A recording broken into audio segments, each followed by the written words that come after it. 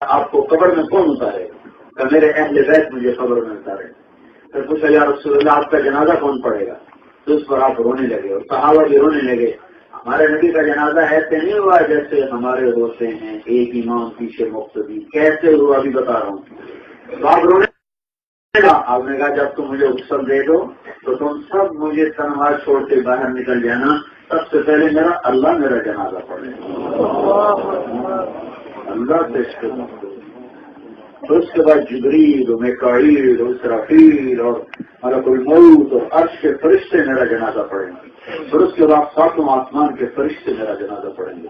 پھر اس کے بعد تم مرد آنا مرد اور میری چارپائی کے ساتھ کھڑے ہو جانا اور دعا کرنا. کوئی بسم اللہ الرحمن الرحیم. مولانا طارق جمیل صاحب کا اپنے بیان سنا. کہہ رہے ہیں کہ اللہ تعالی نے سب سے پہلے نبی کریم صلی اللہ تعالی علیہ وسلم کی نماز جنازہ پڑھی. معاذ اللہ استغفر اللہ. بچہ جانتا ہے کہ رب تعالی معبود ہے. تمام نبیوں کا پیغام یہی لا الہ الا اللہ. اللہ کے سوا کوئی عبادت کے لائق نہیں. صرف اسی کی عبادت کی جاتی ہے. لیکن جناب کی جہالت دیکھیں کہ رب تعالی کو معبود سے نیچے لا کر عابدوں کی صف میں نماز پڑھنے والوں کی صف میں لا کے کھڑا کیا. اللہ تعالیٰ اس چیز سے پاک ہے کہ وہ کسی کی عبادت کرے. اسی بات تو کافروں نے بھی آج تک نہیں کہی. انہوں نے رب تعالیٰ کو عابدوں کے صف میں لا کے کھڑا نہیں کیا.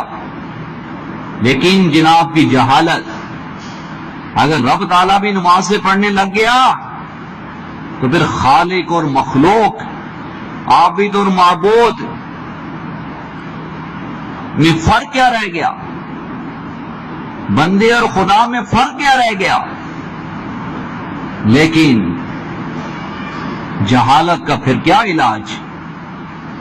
اور مزے کی بات یہ کہ ابھی تک دیوبند کے مفتیوں کی طرف سے کوئی اس پر فتویٰ نہیں آیا.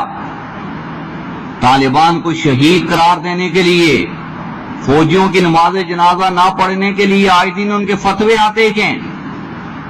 فساد برپا کرنے کے لیے، اس کو جہاد کا نام دینے کے لیے آئے دن فتوے آتے ہیں.